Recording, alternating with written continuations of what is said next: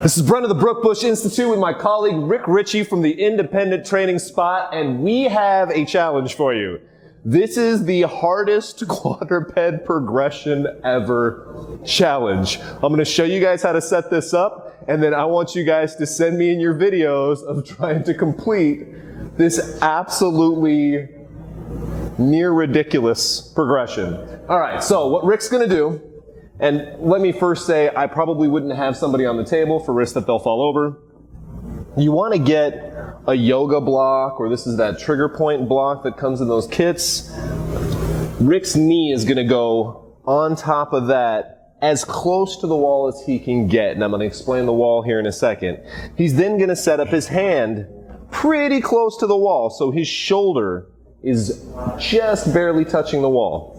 Now, what you guys are going to realize is the wall is not a regression here, it's a progression. The wall keeps Rick from being able to shift his body weight this way and pivot over this leg once I take away part of his base of support. Now, to make this a little easier on somebody's wrists, you guys can do fists on a nice soft surface like maybe an Eric's pad.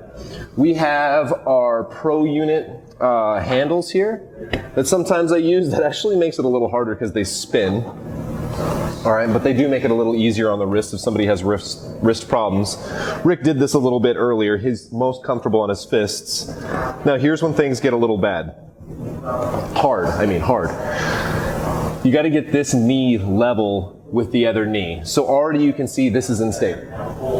He has to make sure that he's not touching the wall. He has to be like a ½ inch away from the wall. I should be able to fit my fingertips in between the shoulder and the hip and the wall. If I want to make it really, really challenging, I'm going to take this softball and I'm going to put it on his low back.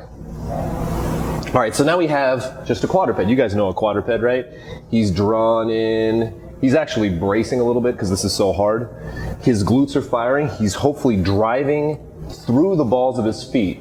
To make this happen, guys, you are going to have to get as dorsiflexed as possible, put the balls of your feet into the floor, and push back that way as hard as you can.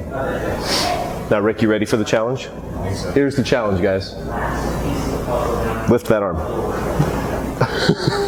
And this is where it's just ridiculous. It should not be this hard to raise that arm, but to raise this arm, not to shift, not to lose the softball. We've all been working on it. I think you guys will find it's a great progression for your more advanced athletic population. It's a great progression for all of my fitness professionals. I think all of us are working right now to get up to just 10 just up and down oscillations, right?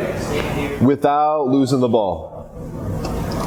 And that's actually really strong, man. Rick is doing a tremendous job here, keeping his knee level. He's not touching the wall. He almost kept perfect with his low back. He kept that neutral arch. That was pretty good, Rick. Thanks. Other side.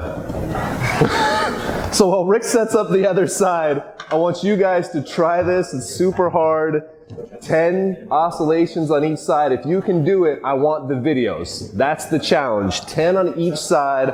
I want to see the videos. I want to see who can pull this off with perfect form first, so they can start integrating it into their integrated warm-up and their core conditioning program. I'll talk with you guys later.